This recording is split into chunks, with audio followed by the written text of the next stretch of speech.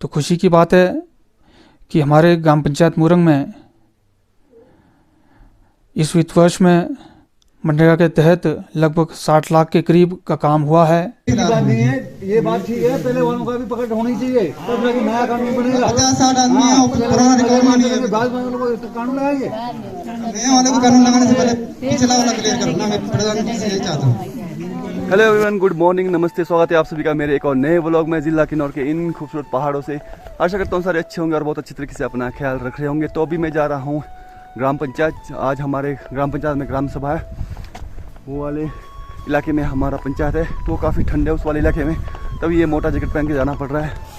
बाकी मौसम कुछ इस प्रकार है हमारे पहाड़ों का, काफ़ी साफ़ सुथरा मौसम है आज, और देख सकते हैं चारों तरफ पहाड़ियों पे बर्फ ही बर्फ है।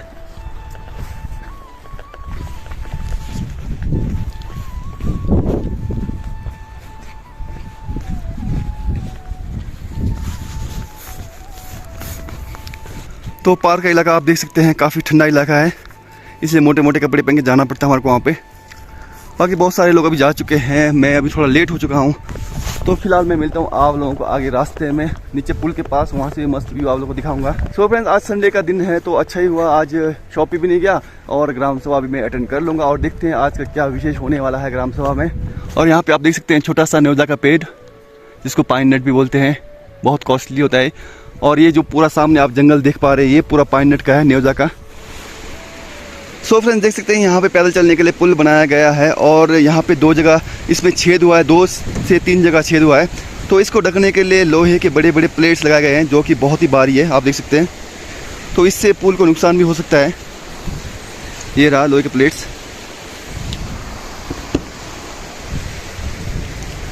और यहाँ पे आप देख सकते हैं काफ़ी ज़्यादा बर्फ़ जमा है, तो इससे फिसलने का बहुत ज़्यादा खतरा होता है।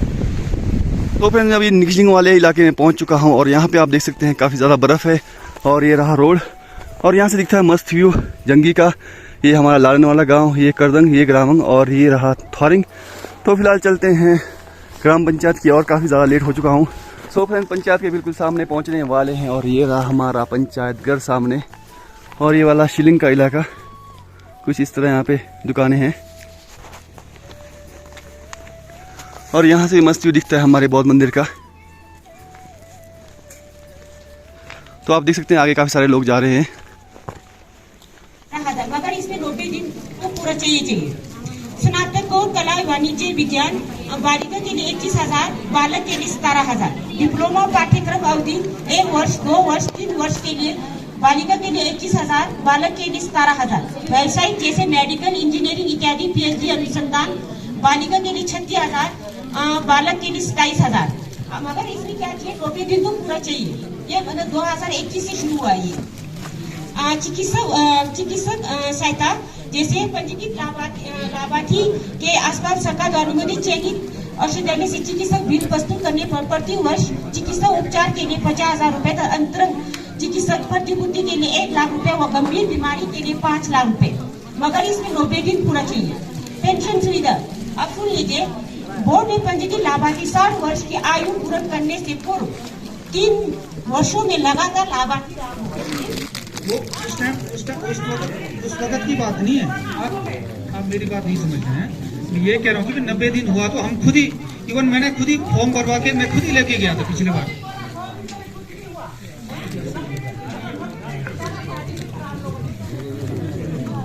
आप बात सुन लो ना, वो पहले की बात है। उस टाइम या तो फिर आपने 2 परिवारों में काम किया होगा।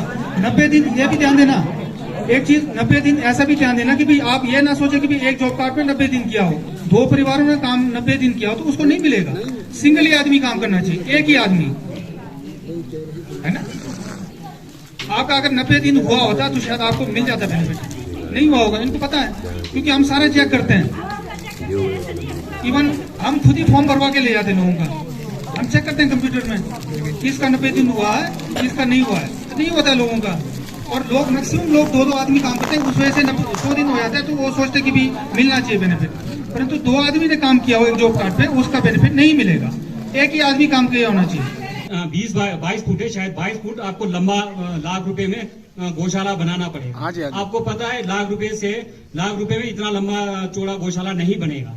आपको उसके लिए लाख 1.5 लाख अपने पास से भी खर्च करना पड़ेगा। अब यहाँ कईयों का मतलब मेंटेलिटी मैंने देखा है, आपने बुरा नहीं मानना, कई लोग बोलते हैं लाख रुपए लेना है और गौशाला भी छोटा सा बनाना है, लाख रुपए पूरा चाहिए। ऐसा नहीं मिलेगा, क्योंकि टेक्निकल ने असेसमेंट करना है। उस दिन आप बोलेंगे जी नीचे तो लाख रुपए नहीं आए, क्यों नहीं दे रहे?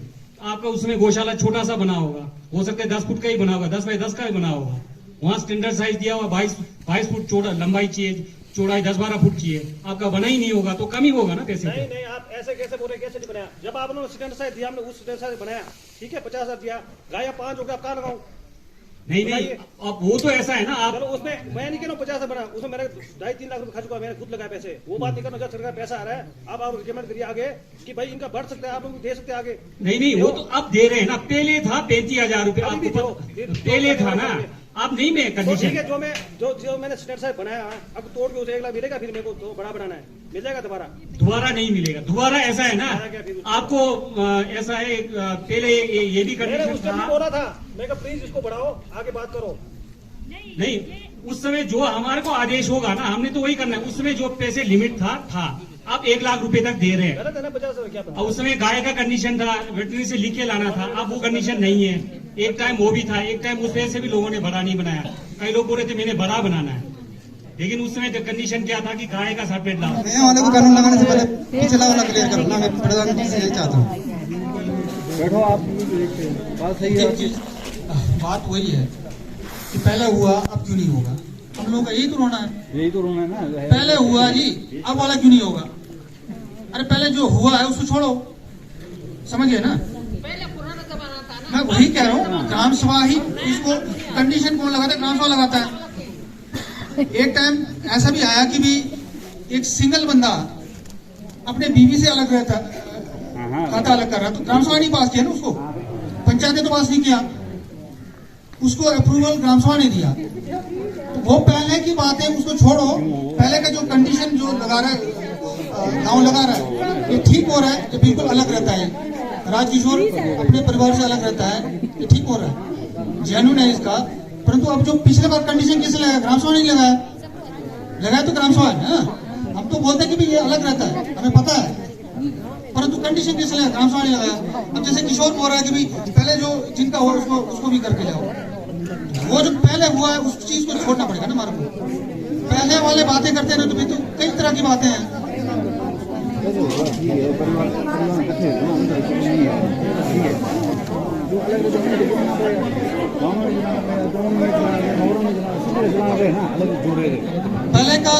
पहले का जो खाता जो अलग हुआ है उसमें लोगों से 2500 रुपए ले रहे हैं ना। एक कंडीशन ये भी रखा है, जो पहले हुआ है कुछ ना कुछ तो सुधार हो रहा है। आपका सुधार तो हो ही रहा है ना। 2500 रुपए लोगों ने दिए हैं, मैक्सिमम लोगों ने, जिनका भी खाता अलग हुआ है उन्होंने गांव में 2500 रुपए जमा किया। आज के दिन में बोल रहे हैं ना, भूमि का उर्वरक शक्ति खत्म हो रहा है। वो क्यों हो रहा है? बार बार आप एक ही फसल लगाएंगे तो भूमि का उर्वरक शक्ति खत्म होगा। जैसे आपका बगीचा है, अगर बगीचे में आप दाल वर्गीय फसल और अनाज वर्गीय फसल नहीं लगाओगे तो आपका उसमें पोषक तत्व नहीं रहेगा, क्योंकि आप प्राकृतिक करेंगे, ऐड तो करना पड़ेगा उसमें, क्योंकि जो पोषक तत्व आपको पेड़ पौधे को चाहिए वो तो देना ही पड़ेगा। इसलिए क्या है, जैसे हम दालें लगाते हैं उसका क्या फायदा होता है, आप लोगों ने भी सुना होगा, जो हमारे वातावरण है इसमें 78% नाइट्रोजन है, और पौधों को विकास के लिए सबसे ज्यादा नाइट्रोजन की जरूरत होती है। तो पौधे क्या है, वो जो हवा में नाइट्रोजन है उसको नहीं ले पाता है एकदम, तो उसको बचाने का काम करता है सूक्ष्म जीवाणु। तो जब हम दाल लगाते हैं, चाहे आप राजमा लगाओ, चाहे लोकल मटर लगाओ, मटर जो नीचे का मटर लगाओ, इनके जड़ों के पास ना छोटे छोटे गांठे बने होते हैं, उसमें सूक्ष्म जीवाणु निवास करते हैं, राइजोबियम एजिडोबैक्टर करके। वो क्या करता है, जो हवा में नाइट्रोजन है उसको अपनी ओर खींच के सीधा पौधों को देते हैं। तो जैसे इसमें पालेकर जी जैसे बोलते हैं, जितना हम जमीन में नीचे जाएंगे उतना ज्यादा पोषक तत्व है। और जो हमारे इसमें जैसे घटक है, जीवामृत है, जीवामृत तो आप लोग जैसे अगर केमिकल फार्मिंग भी करते हो तो जीवामृत अगर आप महीने में एक बार अपने खेतों में डालते रहेंगे तो आपकी नीचे की भूमि की उर्वरकता शक्ति बहुत ज्यादा बढ़ जाएगी। उससे क्या होगा, अगर आप जैसे जीवामृत लगाएंगे तो जो केंचुए है वो अपना काम करना शुरू कर देंगे। सो फ्रेंड्स, देख सकते हैं आज का हमारा ये ग्राम सभा समाप्त हो रहा है और काफ़ी सारे लोग घर जा रहे हैं, और ये रहा हमारा नया पंचायत भवन जो भी बन रहा है। नमस्कार, मैं प्रधान ग्राम पंचायत मुरंग। आज ग्राम पंचायत मुरंग में ग्राम सभा का आयोजन हुआ। जो साल का 4 ग्राम सभा होता है उसमें से पहला ग्राम सभा आज हमारे यहाँ संपन्न हुआ। साथ ही साथ मनरेगा सोशल ऑडिट का ग्राम सभा भी साथ ही साथ हमने किया।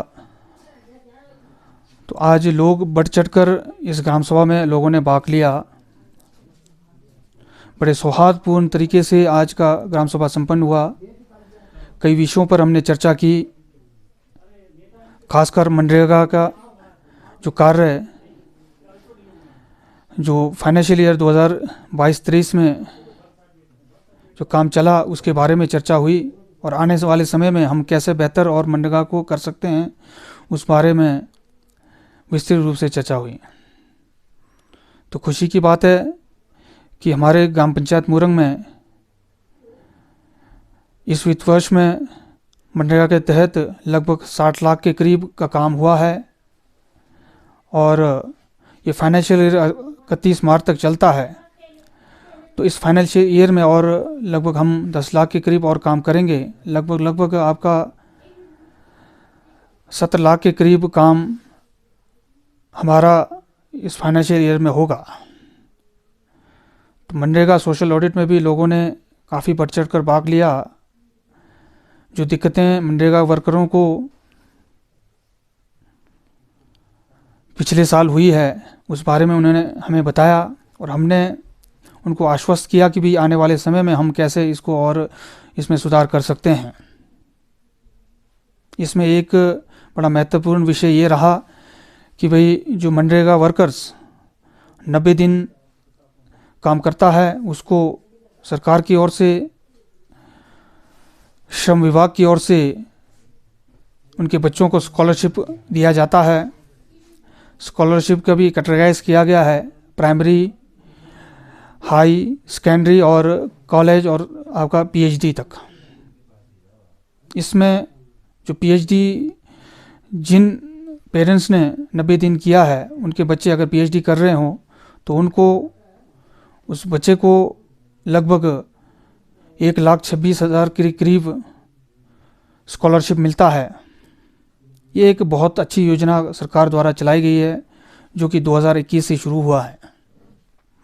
तो हमारे यहाँ पर पिछले बार लगभग 15 लोगों को स्कॉलरशिप के लिए हमने आगे भेजा, रिकमेंड किया, तो उनमें से कुछ लोगों को मिला भी है और इस बार आने वाले वर्ष में 4-5 लोग और हैं जिनका हम फॉर्म भरवा कर आगे श्रम विभाग को भेजेंगे और उनको बेनिफिट मिलेगा। इसके अलावा एक और विषय पर चर्चा हुई। जो किन्नौर में नॉन ट्राइबल्स ने जो ज़मीन खरीदा है मॉर्गेज के तहत, तो लोगों में भारी रोष था कि भाई इस तरह के जो लैंड दूसरे बाहरी लोग यहाँ से खरीद रहे हैं उसको तुरंत रोका जाए। इसमें मुरंग गाँव भी और पंचायतों की तरह रेजोल्यूशन पास करेगा और आगे डीसी साहब को हम देंगे कि आने वाले समय में इस तरह की घटना किन्नौर में ना हो। और साथ ही साथ ग्रीन इंडिया मिशन के तहत मुरंग गाँव को क्लस्टर के लिए चुना गया है। तो एकमात्र पंचायत जो मुरंग है उसको इस मिशन के तहत चुना गया है। तो मैं मुरंग गाँव को बधाई देना चाहूँगा।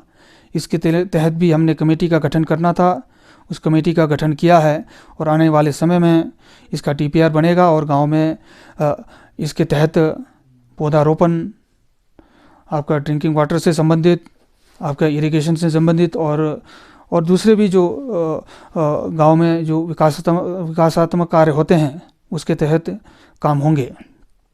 और साथ ही साथ सुभाष पालेकर प्राकृतिक खेती के विषय में भी हमने गहन चर्चा की। हमारे गांव में प्राकृतिक खेती करने वाले कई किसान हैं।